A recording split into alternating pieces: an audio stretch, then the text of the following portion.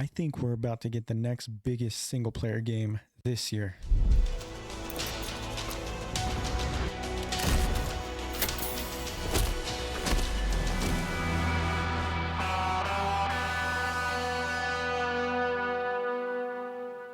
Yes, this is EXEKILLER, and I have 11 things that you may not know about the game that you probably want to know. EXEKILLER is a non-linear focused game. What this means is you'll be able to decide what path you go on. You're not going to be restricted to a single level that tells you where you need to go, or any choices you make, from sparing enemies or even just killing them like you should be.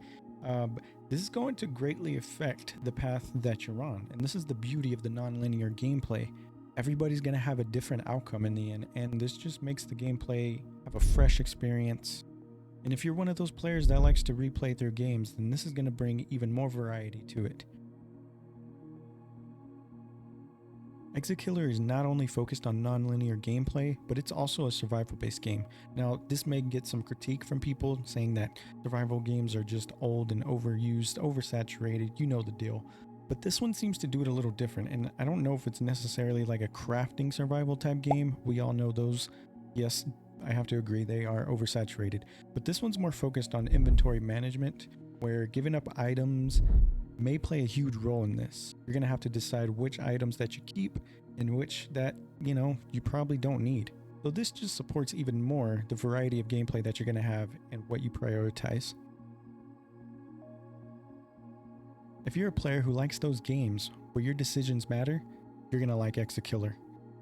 Yes, this game features a dynamic dialogue system where your choices matter. Your decisions are going to impact the way the game plays out.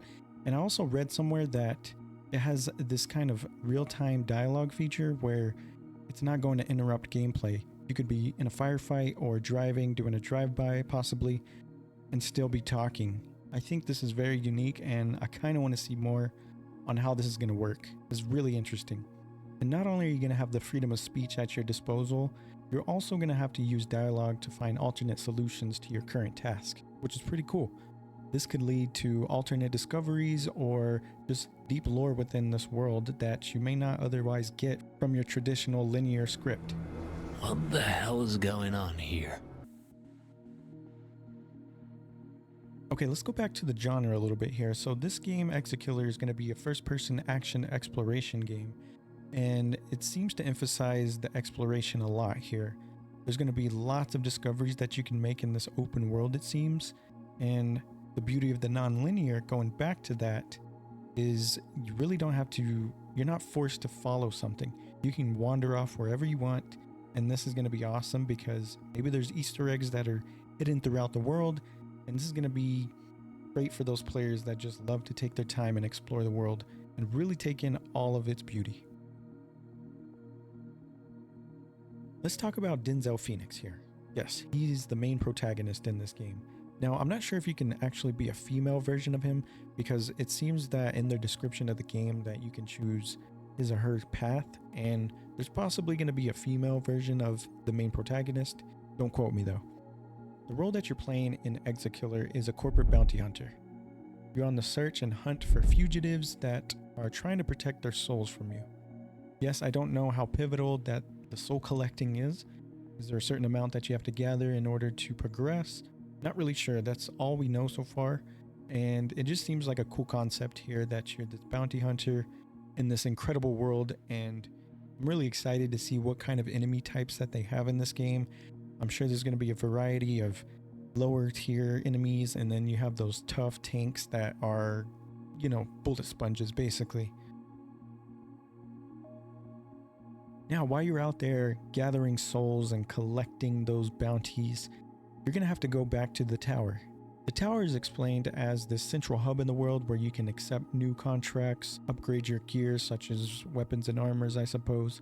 I'm not sure what other type of vendors we're going to see in this hub. I'm kind of hoping for customization booth. Maybe you can have your own living space that you can customize to your liking. I really don't know. This could be interesting, and I'm curious to see how Paradark Studio is going to incorporate this. Now, if you're wondering how you're going to get across this dangerous Western world, well, there is a solution, and that is the Appaloosa. It's basically a heavily modified car that hovers. Yes, it fits the theme. We're in the future here, sort of. We'll get to that in a minute. But in this car called the Appaloosa, like I mentioned before, you're going to be able to access your storage, such as your guns and gear, I suppose. And then also you have access to a full radio, which, you know, could be useful when you're just cruising the world. And not to forget, you will be able to access your computer here, which will probably be used to track down bounties and do other such things. Again, I really hope that you can customize your Appaloosa car. That would be pretty awesome. Or some type of skins that you can buy with real currency in the game. Not currency as in real money, but in-game currency. That's what I meant. We don't support microtransactions here. Alright, if you thought this game looked like Cyberpunk 2077, well, you're not alone. And not only does it not look like it, well, it also features cybernetic implants, which you can use to discover hidden environments so that you can unravel and uncover secrets within this world. Sort of like puzzles, you can pick locks, you can utilize hacking. I mean, this guy has it all, or girl. And I'm pretty sure that your cybernetic implants are going to be upgradable or customizable to your liking, which is awesome. Probably going to feature a whole ton of different abilities here, and I'm all for that. Now, another great feature of EXEKILLER is basically you get to play how you want. You can decide to be stealthy, go guns blazing, or sort of approach the conflict with dialogue. Now, I'm not really sure how this is going to work. If somebody spots you, are you going to have time to question them? I suppose it goes back to my point earlier where there's real-time dialogue and it's uninterrupted.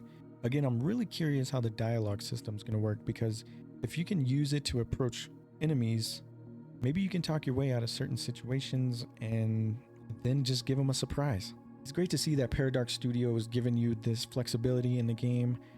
You have your stealth lovers out there. You have your ragers or gun ragers. I don't even know what to call them. Basically, you get to just spray and pray. And who doesn't like doing that? But there's also a style for those players that like to take the intellectual route. Yes, you could probably mind flip your enemies and turn them on your side, possibly. Now, the interesting thing about this game is it's not going to have your traditional progression system. And what I mean is there's not going to be any type of XP gains here or leveling up your character. Nope. All of your progression is going to be coming from your mods that you select. And for all these quests that you're going to be completing, well, you're probably going to be rewarded nicely. Tech weapons, augmentations, and other weapons that can be added to your arsenal will basically be your progression system here. You'll develop your tactics and weapon choices as you complete these quests, further making your character stronger. Lastly, EXEKILLER is expected to release this year, 2026, on PC, Xbox Series consoles, and PS5. Now, this is great because it always seems like developers like to showcase a game, reveal it, and then tell you that it's coming out 5 years later, but they want you to wishlist it now. I have a funny meme about that. I'll throw it up right now. But yes, 2026 is looking to be a heavily good year for gaming, and especially single-player gaming. If you guys aren't caught up with all the new games that are announced for this year, I have a video here that I'll leave with you, and I hope you check it out. There's some new games coming this year that you definitely don't want to miss.